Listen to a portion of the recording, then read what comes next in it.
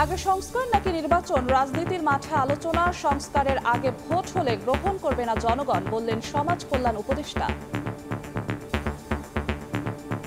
নির্বাচন তো একটা অন্যতম লক্ষ্য আমাদের। নির্বাচনের দিকে যাবে কি করে সংস্কার ছাড়া? সংস্কার হবে না, নির্বাচন হবে। সেই নির্বাচন নিতে পারবেন তো? পুলিশ বাহিনীতে আসছে সংস্কার, অংশীজনদের মতামত নিয়ে সুপারিশ করবে কমিশন। বিদেশে কিভাবে পুলিশ বিভাগ কাজ করে সেখান থেকে আমরা বেস্ট প্র্যাকটিস আমরা নেওয়ার চেষ্টা করি। সংস্কার করা আমার দায়িত্বের মধ্যে পড়ে না, আমরা শুধু সুপারিশ করব। যে কোনো ধরনের সহায়তা চাই ওই সহায়তাই দিব। দেখছিলেন প্রধান শিরোনাম। রাত 11টার সময় সঙ্গে আছি আমি জিন্নাতারা যশোয়া। এবার অন্যান্য শীর্ষ সংবাদ। এবার গ্রেফতার সাবেক মন্ত্রী সাবের হোসেন চৌধুরী ও নারায়ণ চন্দ্র চন্দ হত্যা মামলায় রিমান্ডে সাবেক মুখ্য সচিব আবুল কালাম ও আওয়ামী লীগ নেতা হুমায়ুন কবির। সেনাবাহিনীর অবস্থানেই অস্থিতিশীলতা থেকে রক্ষা পেয়েছে দেশ, বললেন প্রধান উপদেষ্টা। রাজনৈতিক মতাদর্শের ঊর্ধ্বে থাকা দক্ষ কর্মকর্তাদের পদোন্নতির নির্দেশনা। সার্ভারের জন্য মনে করেন যে আমি অ্যাপ্লাই করতে পারতেছি না, আমরা তো হ্যারাসমেন্ট হচ্ছে। একদিকে সার্ভার জটিলতা, অন্যদিকে পলাতক জনপ্রতিনিধি। জন্ম মৃত্যু নিবন্ধনে চরম ভোগান্তি, হয়রানি থেকে মুক্তি চান সেবা প্রত্যাশীরা। অভিযোগ মানতে নারাজ কর্তৃপক্ষ।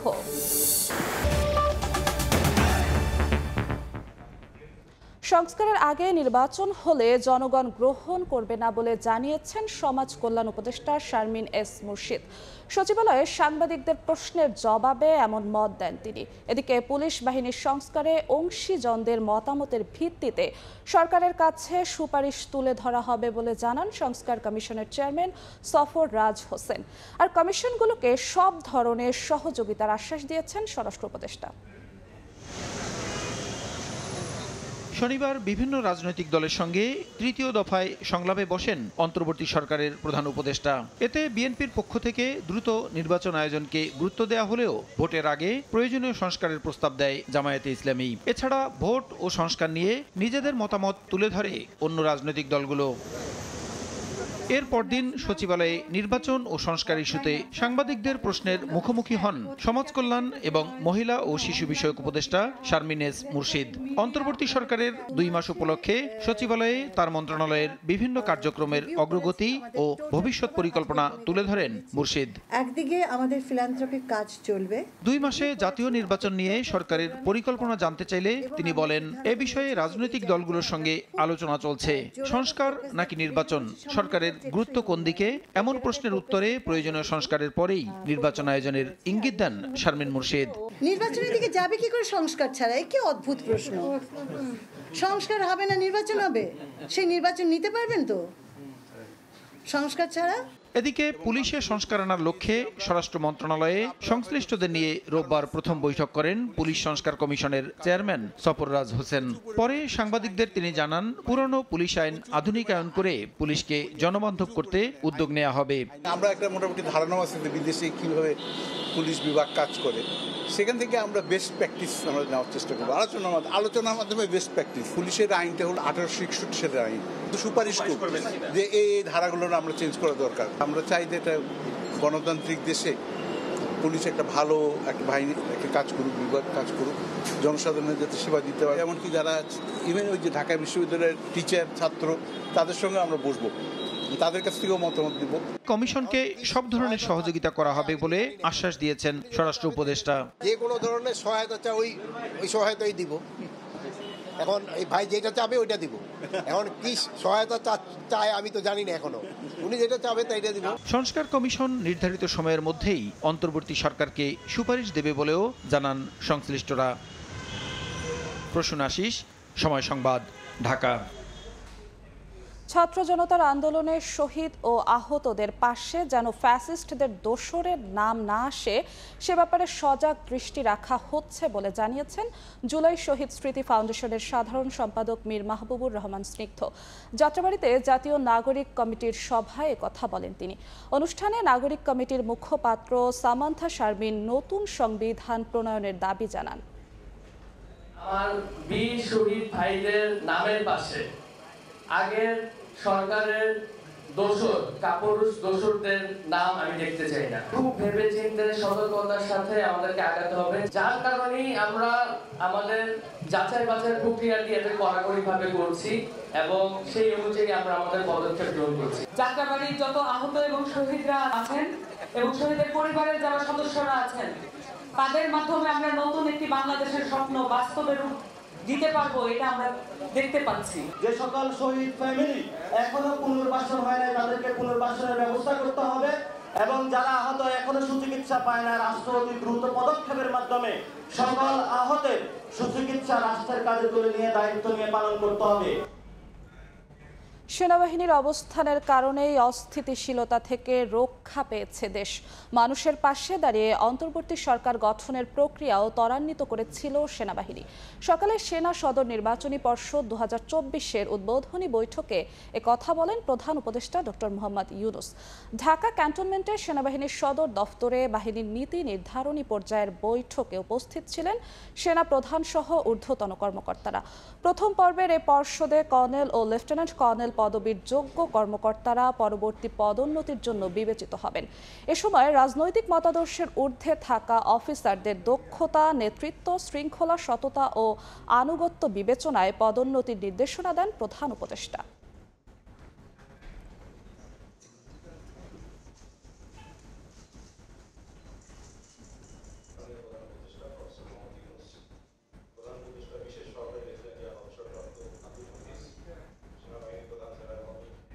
সাবেক পরিবেশ মন্ত্রী সাবের হোসেন চৌধুরীকে গ্রেফতার করেছে ঢাকা মহানগর পুলিশের গোয়েন্দা শাখা। এদিকে সাবেক ভূমিমন্ত্রী নারায়ণ চন্দ্র চন্দকে আটক করা হয়েছে। সন্ধ্যায় রাজধানীর গুলশানে নিজ বাসভবন থেকে সাবের হোসেন চৌধুরীকে গ্রেফতার করেছে গোয়েন্দা পুলিশ। ডিবি প্রধান রেজাউল করিম মল্লিক গ্রেফতারের তথ্য নিশ্চিত করেছেন। তিনি জানান, ঢাকা ৯ আসনের সাবেক এই মন্ত্রীর বিরুদ্ধে একাধিক মামলা রয়েছে। এদিকে সাবেক ভূমিমন্ত্রী নারায়ণ চন্দ্র চন্দকে গ্রেফতার করা হয়েছে। অবৈধভাবে ভারতে পালিয়ে যাওয়ার সময় মহেশপুর সীমান্ত থেকে তাকে গ্রেফতার করেছে বিজিবি।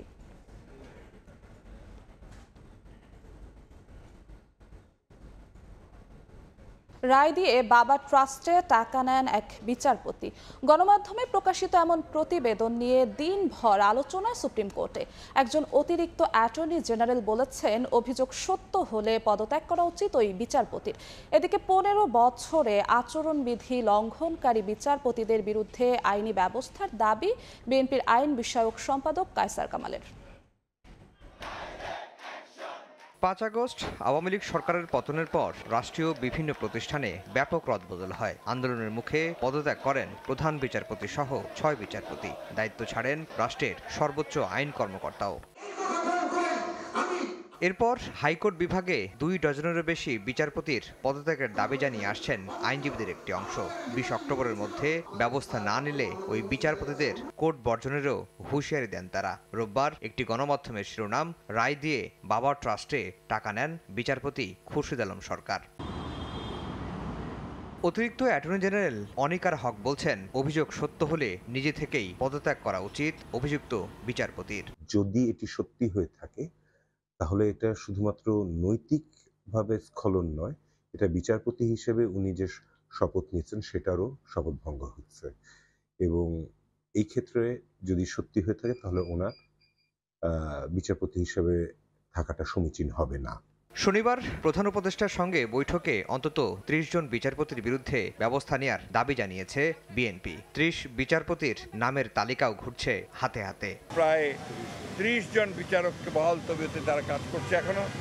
এদের ব্যাপারে ব্যবস্থা নেওয়ার জন্য, প্রয়োজনীয় আইনগত ব্যবস্থা নেওয়ার জন্য আমরা কথা বলেছি। বিএনপির আইন সম্পাদক বলছেন, গত 15 বছরে আচরণবিধি লঙ্ঘনে জড়িত বিচারপতিদের বিরুদ্ধে নিতে হবে যথাযথ ব্যবস্থা। যে সমস্ত মাননীয় বিচারপতিগণ কোড অফ কন্ডাক্টের বাইরে গিয়ে কাজ করেছেন তাদেরকে একটা প্রক্রিয়ার মাধ্যমে জবাবদিহিতার মধ্যে আনা এবং প্রয়োজনীয় পদক্ষেপ নেওয়া, যেন বিচার বিভাগের প্রতি মানুষের আস্থাটা পুনঃপ্রতিষ্ঠিত হয়। 5 বছর আগে দুর্নীতির অভিযোগে বিচার কাজ থেকে বিরত রাখা হয় হাইকোর্ট বিভাগের 3 বিচারপতিকে। তাদের বিষয়ে এখনো পর্যন্ত চূড়ান্ত সিদ্ধান্ত নিতে পারেনি সুপ্রিম কোর্ট প্রশাসন।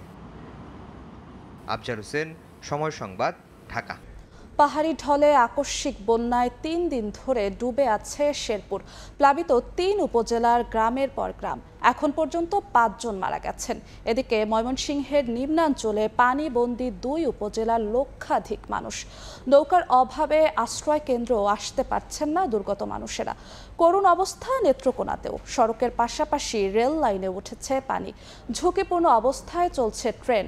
বন্ধ ঘোষণা করা হয়েছে জেলার 186টি সরকারি প্রাথমিক বিদ্যালয়।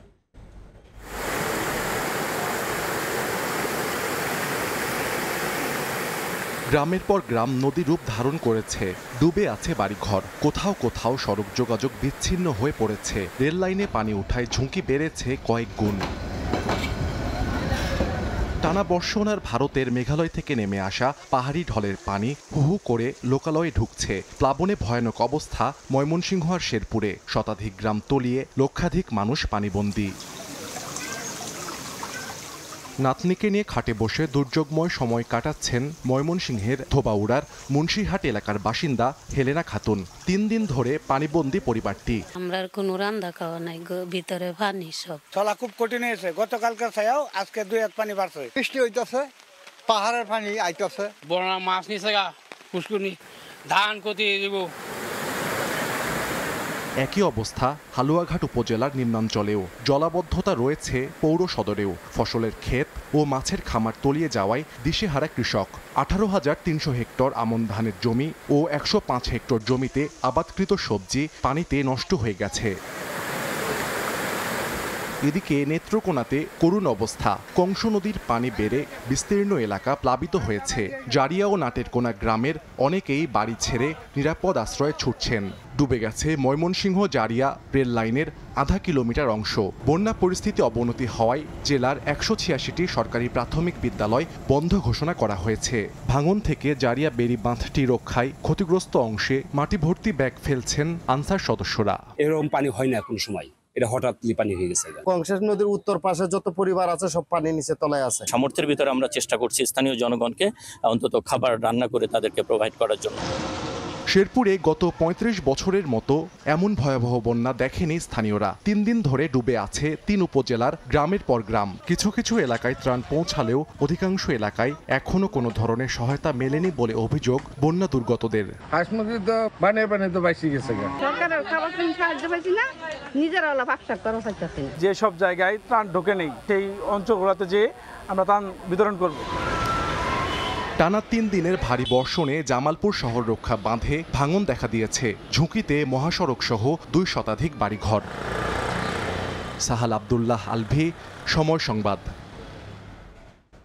কুমিল্লা, ফেনী, নোয়াখালী, লক্ষ্মীপুর সহ দক্ষিণ পূর্বাঞ্চলের সাম্প্রতিক বন্যায় 14,421 কোটি টাকার ক্ষয়ক্ষতি হয়েছে বলে জানিয়েছে centre for policy dialogue CPD. এর মধ্যে কৃষি ও বন খাতে সবচেয়ে বেশি ক্ষতি হয়েছে। এছাড়া ত্রাণ বিতরণেও সমন্বয়হীনতা খুঁজে পেয়েছে সংস্থাটি।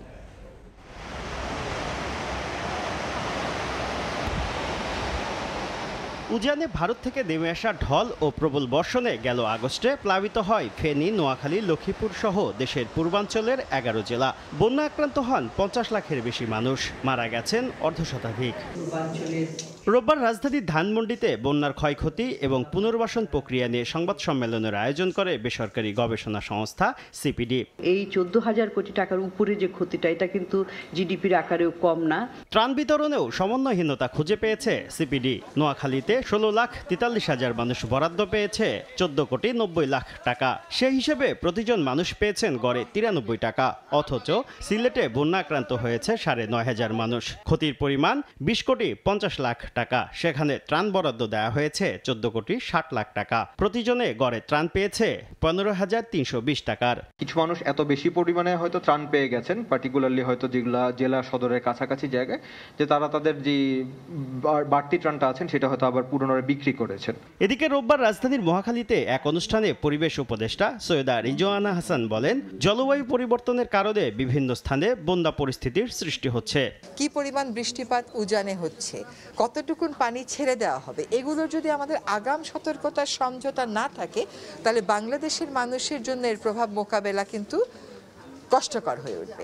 জলবায়ুর বিরূপ প্রভাব মোকাবিলায় সরকারের পাশাপাশি সবাইকে একযোগে কাজ করার আহ্বান জানান পরিবেশ উপদেষ্টা। শুভ খান, সময় সংবাদ, ঢাকা। দেশের পাচার হওয়া অর্থ ফেরাতে দুর্নীতি দমন কমিশনকে সব ধরনের সহযোগিতার আশ্বাস দিয়েছে ব্রিটিশ হাই কমিশনের প্রতিনিধি দল। দুদকের চেয়ারম্যান সহ শীর্ষ কর্মকর্তাদের সঙ্গে বৈঠকে এ আশ্বাস দেন 4 সদস্যের প্রতিনিধি দল।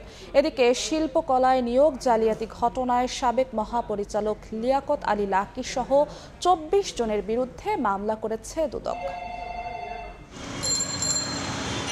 বিদেশে পাচার হওয়া অর্থ দেশে ফেরাতে টাস্ক ফোর্স গঠন করেছে অন্তর্বর্তীকালীন সরকার, তৎপর দুদকও। এরই মধ্যে এফবিআই, ইউরোপীয় ইউনিয়ন, জাতিসংঘের ইউএনওডিসির সঙ্গেও বৈঠক করেছে সংস্থাটি।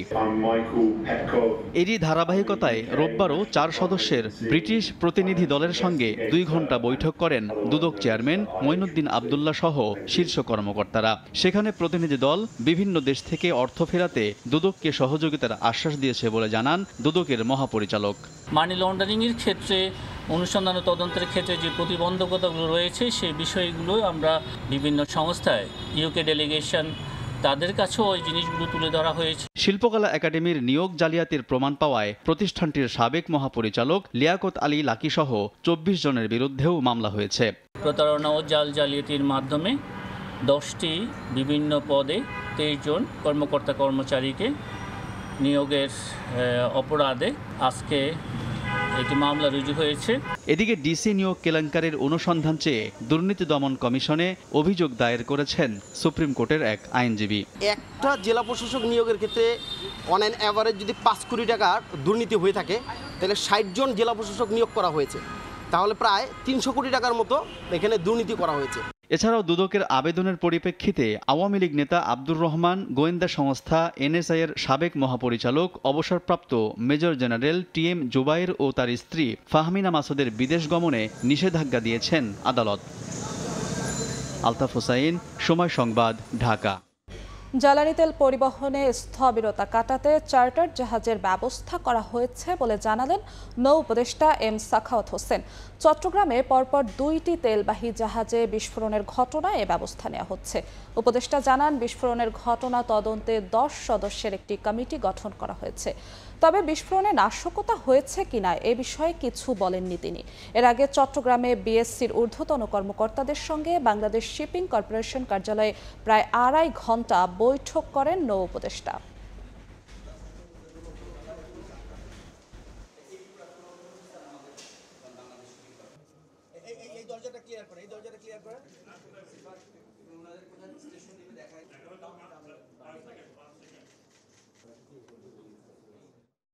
দশ জনের একটা কমিটি তৈরি হয়েছে, এখানে ওনারা আসবেন, এখান থেকে ইনকোয়ারি শুরু হবে, দরকার হলে তারা অন দ্য স্পট যাবেন, জাহাজগুলো দেখবেন যে বিষয়টা কি, কোনো এই ধরনের যেগুলো মানুষ সন্দেহ করছে সেই ধরনের কোনো কিছু আছে কিনা। কোনো অনুমান ভিত্তিক কোনো কথা বলতে চাই না।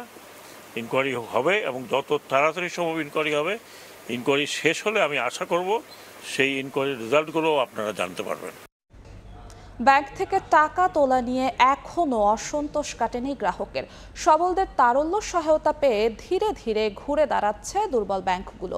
এদিকে অন্য ব্যাংকের ওপর নির্ভরতা কমিয়ে ঋণের নামে বেহাত হওয়া টাকা আদায়ে তৎপর হওয়ার পরামর্শ অর্থনীতিবিদদের।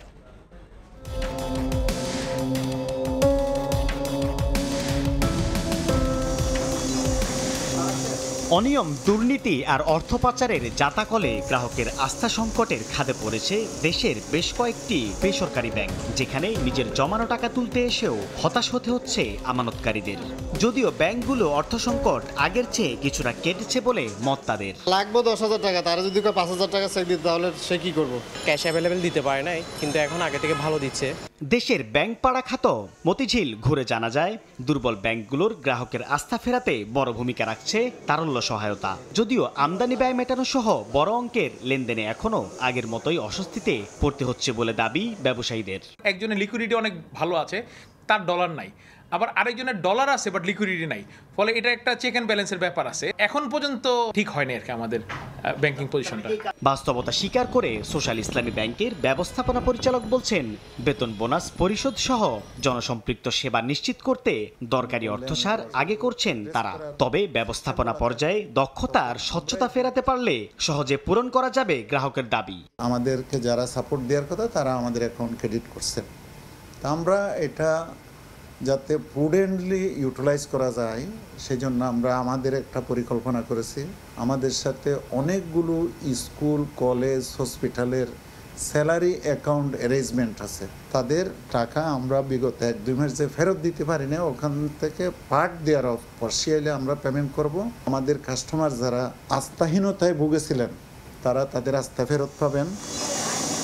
অর্থনীতিবিদরা বলছেন, অন্যের কাঁধে ভর দিয়ে চলার সঙ্গে সঙ্গে ঋণের নামে ব্যাংক থেকে বের হয়ে যাওয়া অর্থ ফেরানোতে কৌশলী উদ্যোগ নিলে শিগগিরই শক্তিশালী লেনদেনে ফিরতে পারবে দুর্বল ব্যাংকগুলো। এই রুগ্ন ব্যাংকগুলোর কিন্তু চেষ্টা করতে হবে তারা যে সম্পদগুলো হারিয়েছে বা যেগুলো তাদের নন পারফর্মিং লোনস হয়েছে সেখান থেকেও তারা খানিকটা রিকভার করতে পারেন কিনা।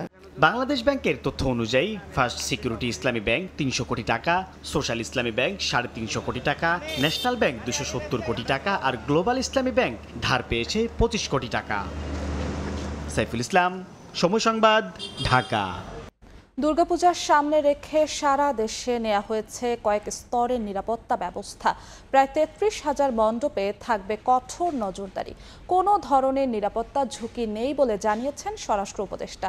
নির্বিঘ্নে সবাইকে মন্দিরে যাওয়ার আহ্বান জানান তিনি।